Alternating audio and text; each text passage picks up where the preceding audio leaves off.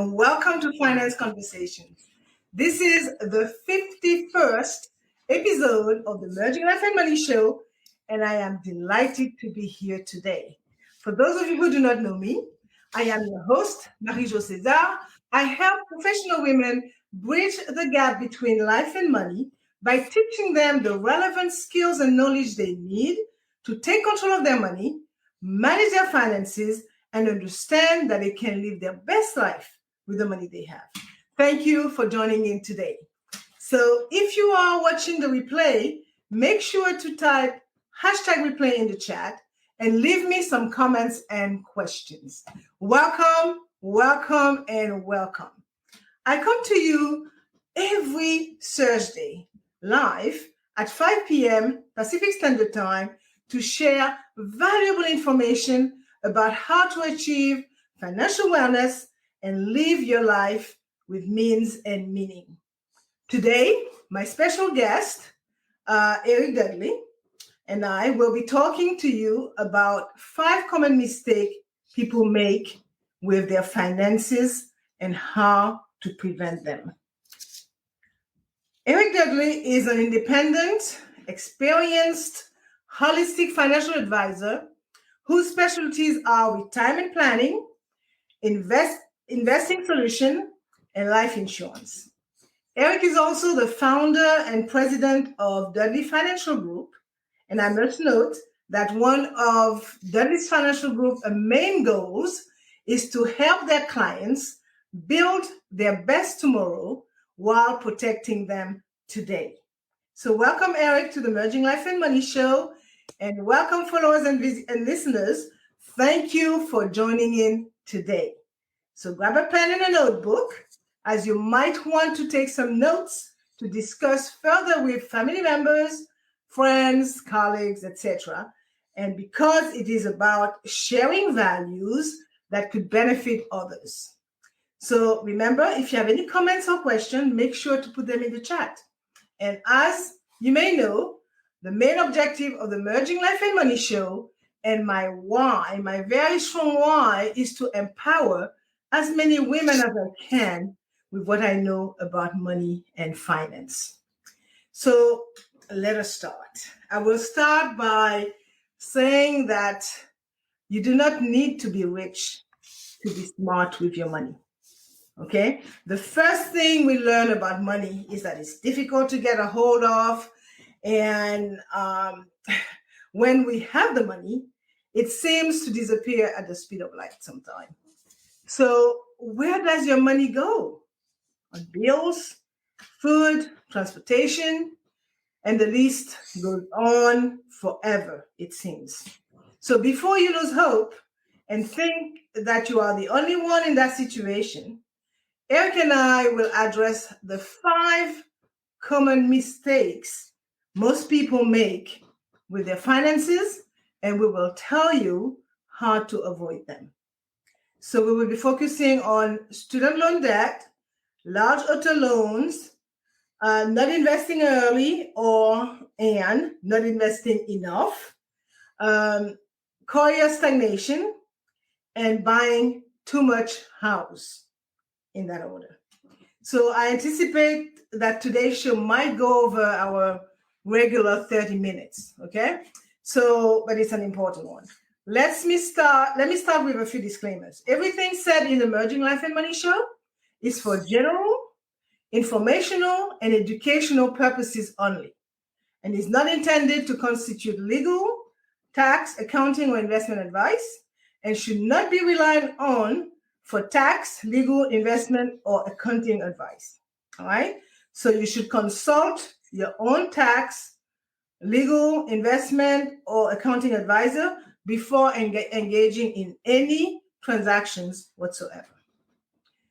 Now, in the United States, student loan debt has grown significantly over the past several decades and is the second largest slice of household debt after mortgages. It is even bigger than credit card debt. So lots of students use loans to cover a portion of their education costs right? So each year, between 30% and 40% of all undergraduate students borrow federal student loans. And by the time they graduate with a bachelor's degree, 7% of students have incurred educational debt, and borrowers are confronted with a number of difficult decisions.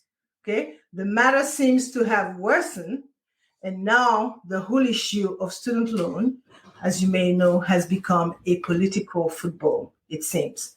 So, Eric, tell us more about this phenomenon. Well, MJ, thanks for having me on again. I appreciate it. Student loan debt is just one of the biggest problems we have in America right now with finances.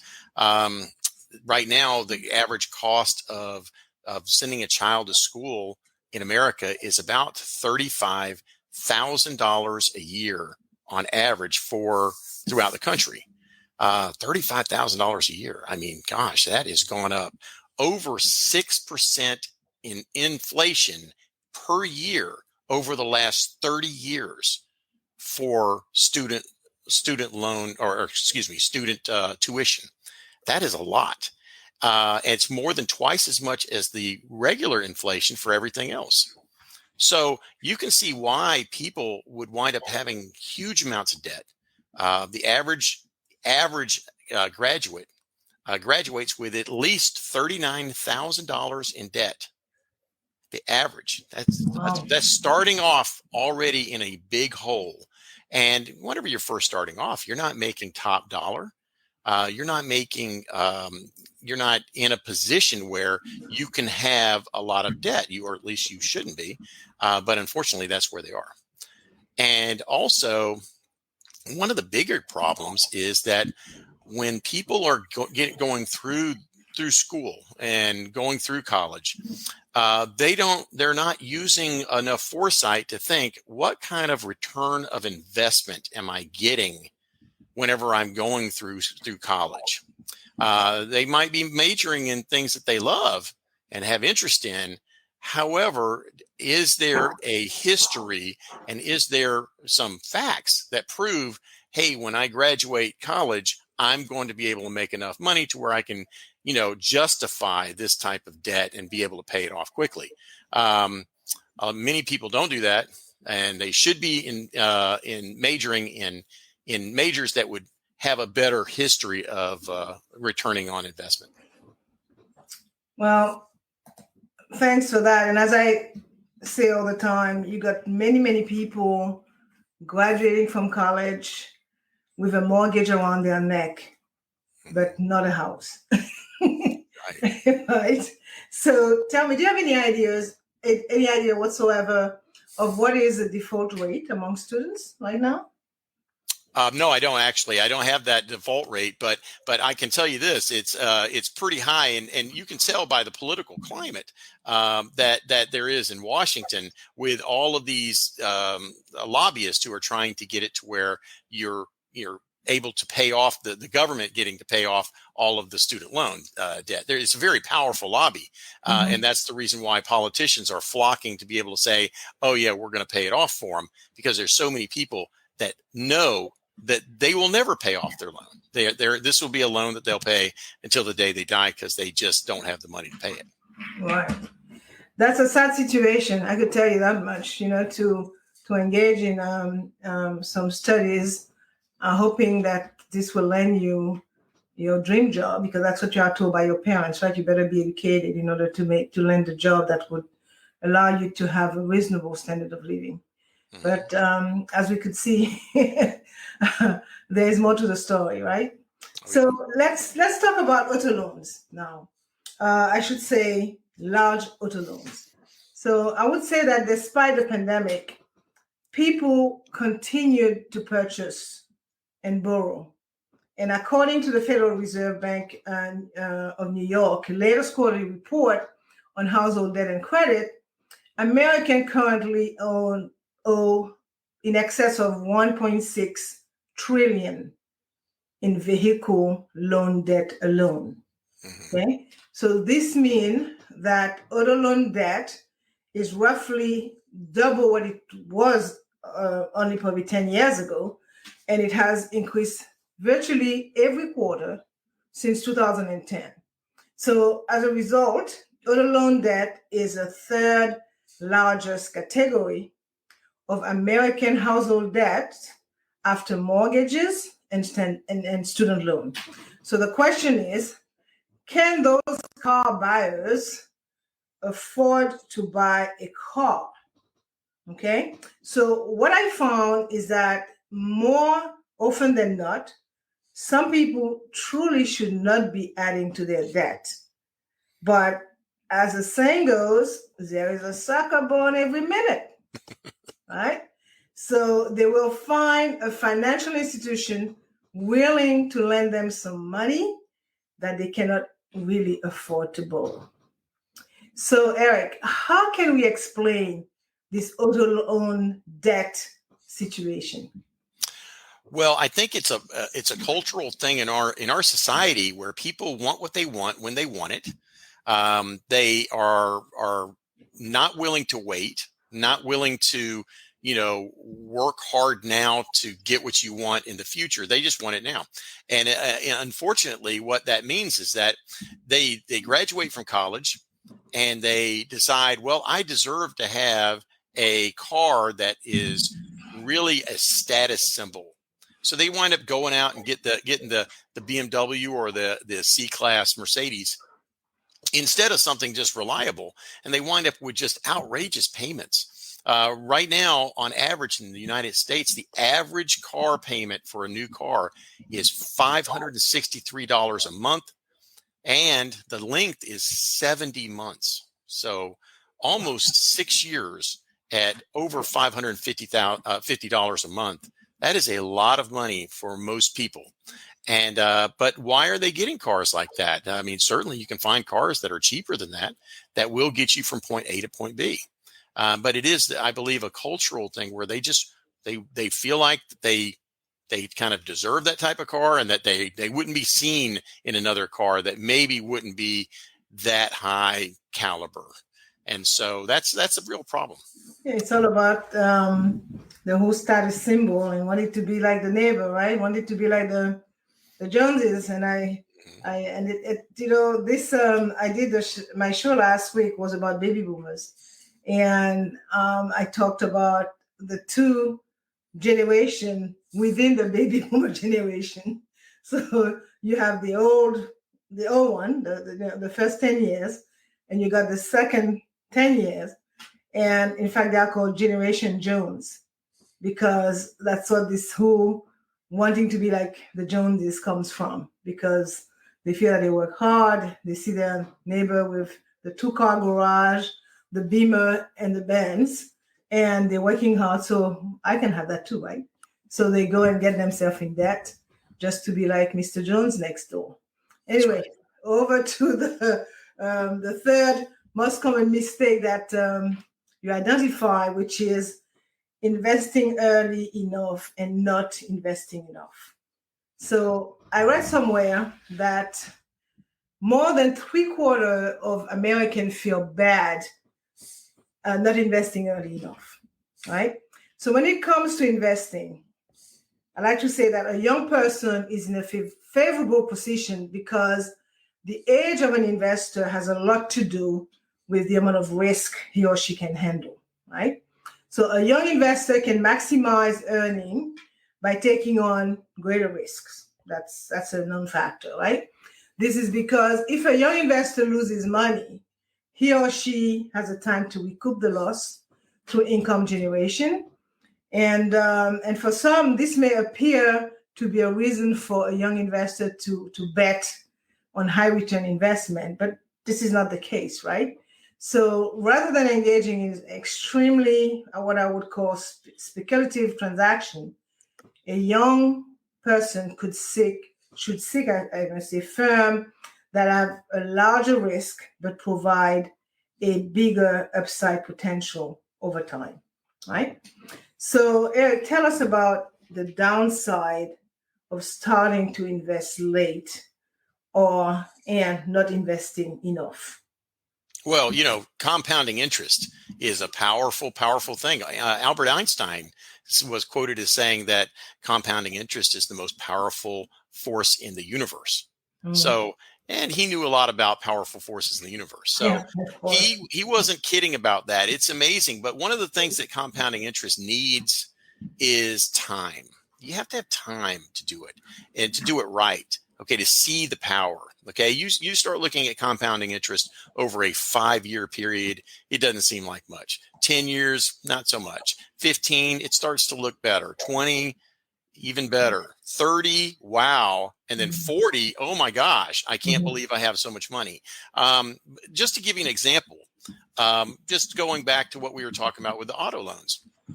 If a person, instead of buying a car for 70 months at $563 a month, instead bought a car for $363 a month. So a $200 savings. Okay. And if that person were 25 years old and took the $200 a month and were to put it in some type of investment that would average 10% over that same 70-month period, they would wind up with about $22,000, a little more than $22,000 that they would have saved, because they would have had some interest over that time, and it would have grown to $22,700. Pretty cool. However, it gets much cooler than that, because now they're 32 years old and they have $22,000 ready to invest. They're not going to spend it. They're going to invest it. So now they're going to put it in something else that makes only 10%, which is a very likely thing you can do. Okay. I'm not talking about crazy numbers here. That $22,700, if they kept it in there for 30 years, would wind up with just short of $400,000. And all because they bought a car that was a little more affordable, and they still were able to get from point A to point B. And they did it whenever they were young, and then didn't even touch it. Just let it go, 10%. Next thing you know, you have an extra $400,000 to be able to live the golden years of your life. Compounding interest is powerful.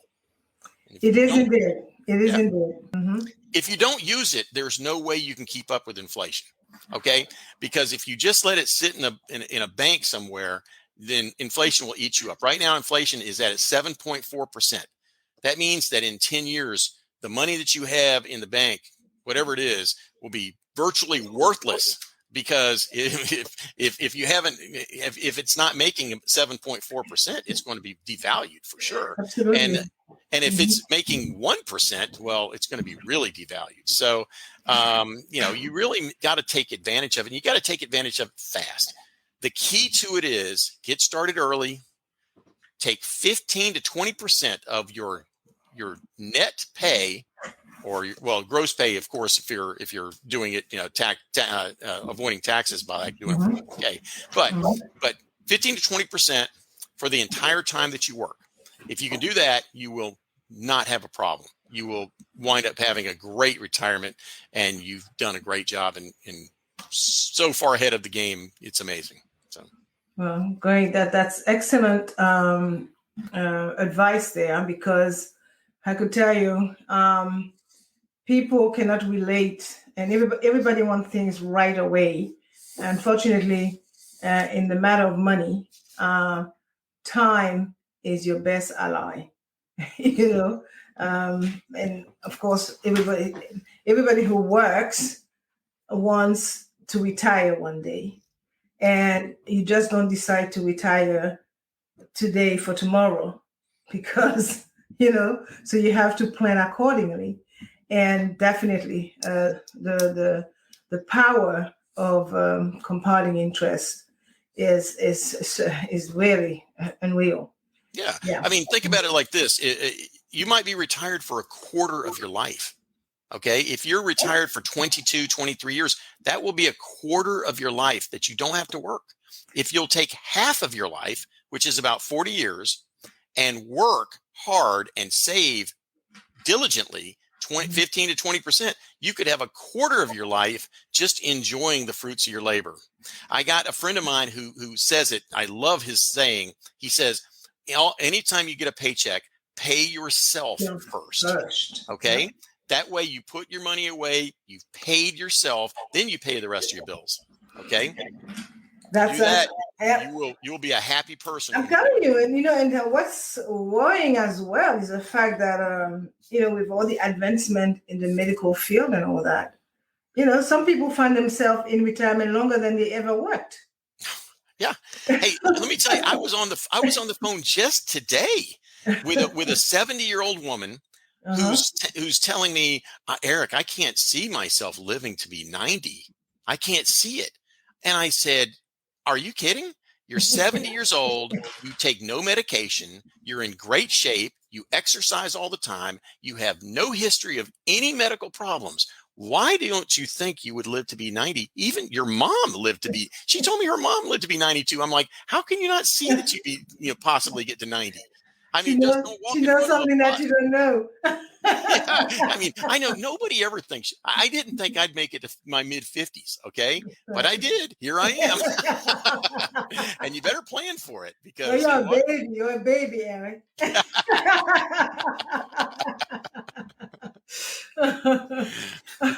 Let's move on to the fourth identify common mistake, which is career stagnation. Okay. Well, folks, all I can tell you, do not let career plateau meet you by chance. All right. So staying current and staying ahead are the words to remember if you want to succeed in a fast-paced employment environment that places a premium on skill sets. All right. So Eric, when did you select career plateau as one of the major money mistakes? You just can't rest on your laurels. That's really it. I mean, if you rest on your laurels, there's a saying, I don't know if everybody says it, but you got to make hay while the sun is shining. Right. Have you ever heard that before? Yeah, I heard that before. Yep. Right. Well, while you're young and while you're healthy and while you're in your working years, you can't just say, I'm good with what I'm doing. I'm comfortable. Comfortable is a word that needs to get out of our vocabulary and to start saying, you know what, I want to be a little more uncomfortable, because you know what people are when they're uncomfortable? Growing. Yep. They're growing. Okay. Just to give you an example of what I'm talking about. Suppose you make $100,000 a year. So you got a good job and you're doing a job that you enjoy and that you're good at. Okay. But if you stay in that job every year, I guarantee you that your employer will give you that 3% raise every year and just go, yep, we love you. Great job. Here's your 3% raise. Have you made extra money? No, you haven't. All you've done is made enough to keep up with inflation. You can't buy any more with it. Next year you make 103,000. It's the same as the 100,000 the year before. It's just a little more money to pay more expensive bills. Okay. So you have not increased. You have not gotten better. Yes. Eventually, someday, that job might get eliminated. Who knows? There might be a pandemic or something that comes around and wipes out 20% of the workforce and eliminates different types of jobs. Wow, you think that might happen? Yeah, it just did. Yeah. And so we're living it right now, right? Yeah, exactly. And so you cannot rest on your laurels. I mean, every year you need to be saying to yourself, okay, I'm going to do a great job in my career. I'm going to impress.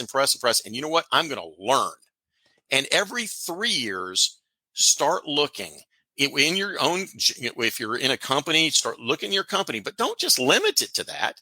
You can look in other companies for upward mobility, because if you can go up, how many times you can go from assistant director to regional director to whatever, whatever the ladder is, keep climbing, keep challenging yourself, keep growing.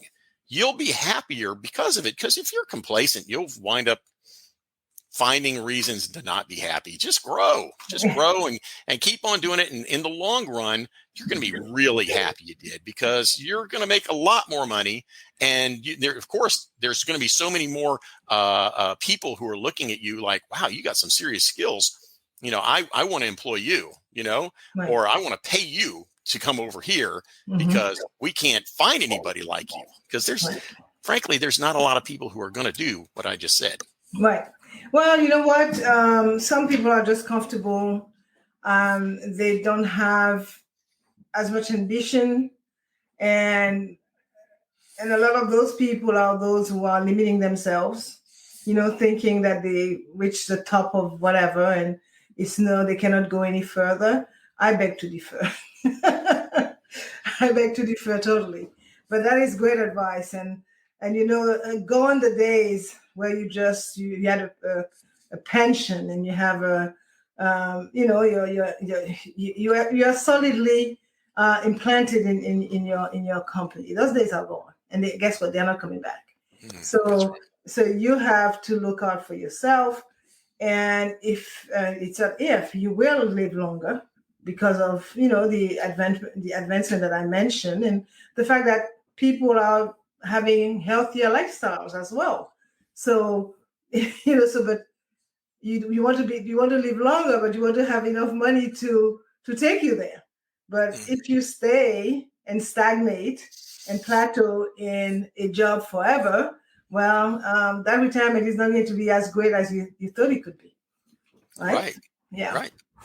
Okay, great. Thank you for that as well, Eric. And our last identified mistake for today's show is buying too much house.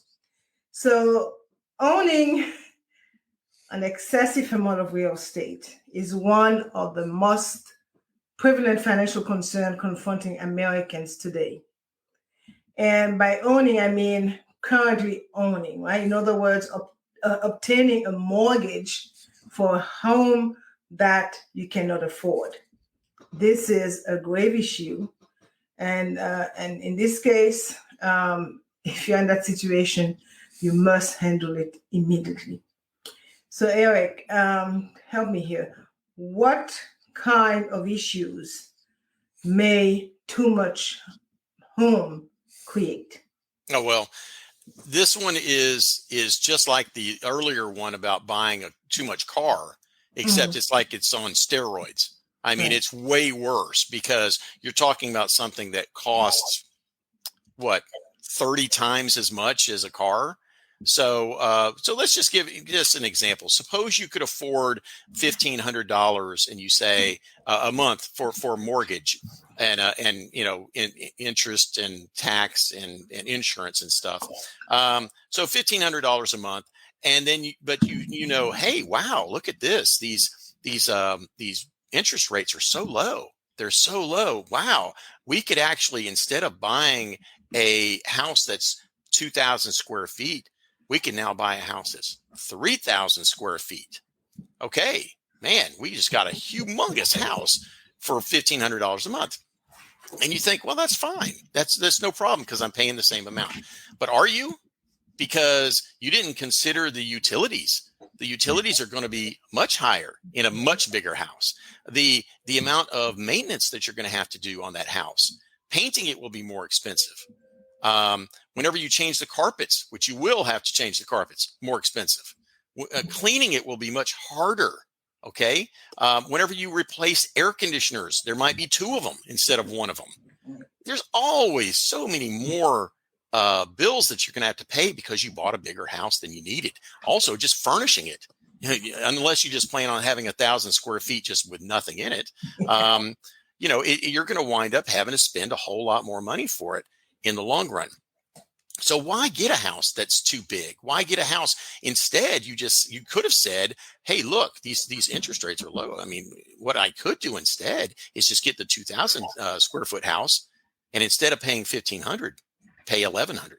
Right. See, that makes sense. You don't have too big a house. You're paying less than you thought, and now you're being fiscally responsible. Really, there's a simple rule that goes like this. Okay, whenever you're buying a house, how much house should you get? Okay, let me pull this thing over. There you go. All right, simple rule is 20% down. Why 20% down? Well, suppose there was a housing collapse, just like we had in 2008. And a lot of people who only put 3% down, they wound up going underwater. That means that they wound up owing more than they could sell the house for. Mm-hmm. That's a problem because what if they lost their job? They had to relocate. Now they have to sell the house. Right. Uh-oh. Now you actually owe maybe possibly tens of thousands of dollars more than you can pay. That's and a lot of people experience that. Yeah, exactly. I know people who did, because when I moved into my neighborhood in Florida, that was in 2011. I know people who had gotten houses foreclosed on in the neighborhood and now moved somewhere else. Okay, so it was it was serious. Also, so 20% down, and then don't have a house that you have to pay more than 28% of your net income for the total house expenditures. And that means mortgage, tax, insurance, HOAs, and utilities all combined. So if you make, for instance, if you make $100,000 a year, net, not gross, but net take-home pay. So you don't want to have all those that I just mentioned, more than $28,000. If you do, then you've got too much house, and you're pushing the limits on that. Okay, keep yourself away from the 28%, less than 28%, and that way you'll be in a position where you have enough money to pay for other things that you'll need, and you won't be house poor. And house poor is a bad situation because, of course, not only are you always working to keep in that house, but you're not investing. Exactly. You won't be able to invest. You are working for the house. Yeah, that's right. Should be the way around, right? That's right. Well, that's a good final point here. So thank you so much, Eric, for enlightening us about those 5 common mistakes that most people make, believe it or not. And when I was researching the whole thing, it is very common in America. So a lot to think about, and I surely hope that the listeners and the people that are going to catch the replay would identify with and would want to take some action to remedy, to take care of those mistakes along the way. So I am going to wind down and sum it up. So today we talked about student loan debt, right? Which is second after mortgages, right? Then we talked about large auto loans. Then we talked about not investing early enough and not investing enough, period. We mentioned we spent a little time on career stagnation or career plateau. So you got to grow and along the way and stay on top of your game and on top of your paycheck as well. And the last one was buying too much house. All right. So I'm going to give you my last thought on those topics, those money mistakes that we talked about. So I would say that once you make your mind about wanting to study, make sure to research the field that interests you and that will serve you as you are about to make a long-term investment when taking out a student loan. And I tend to refer nowadays to STEM, which is STEM. I'm talking about the STEM occupations, which encompasses science, technology, engineering, and math. And so those kinds of occupation are in high demand nowadays and may lead to employment such as video game designer, because that's the flavor of the generation now, civil engineers, computer programmers, architects, and many, many more. Everything is technology driven nowadays. So when you do make that investment, think long and hard before jumping in, because you will be paying a loan for a long time. So when it comes to auto loan debt, cheap finance has probably helped more Americans in purchasing automobiles during the past year than ever before. So, however, if interest rates rise, individual with variable rate credit card debt or adjustable rate mortgages will notice an increase in their payments, making it more difficult to keep up with auto loan payments or take additional vehicle loans, right? And as far as career plateau is concerned, here are 9 warning signals to look out for. Workplace boredom, lack of possibilities for learning, a lack of advancement in compensation, a lack of opportunities for skill implementation, being overburdened with work, being in conflict with your boss, an organization on the decline, a lack of growth prospect, and a lack of required skills. And I have to say something about owning too much house, because this happens so often. People see big house as being a status that is very costly to them in the long run. So too much house mean, to mention a few things, like high utility bill, as you mentioned, high maintenance cost, and high stress level. Okay, so which lead to some ailment along the way. However, it is a lack of housing liquidity and the significant danger of foreclosure that would keep me awake at night if I were in that position. So all I can say is that time alone will not resolve that particular issue of too much house. I can see only 3 solutions for that. It's spend less money, earn more money, or sell the property, right? And in the majority of cases, you will need to perform all 3.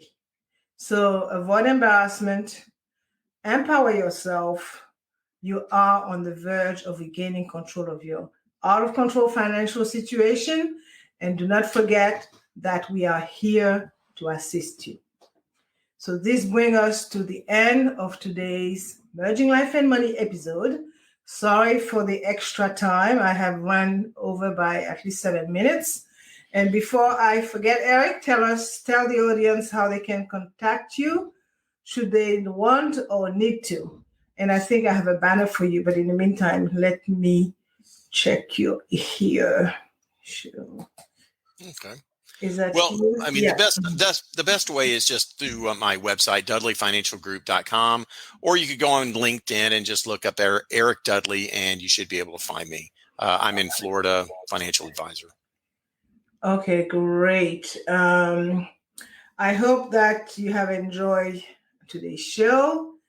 And as you know, I like to end my show with a quote, and today's quote is from an unknown author, and it reads, "Do not place your mistake on your head. Their weight may crush you. Instead, place them under your feet and use them as a platform to view your horizon." Thank you, Eric, for your awesome contribution to the show today. We will meet again next month on March the 17th with another great topic, as always. Thanks again.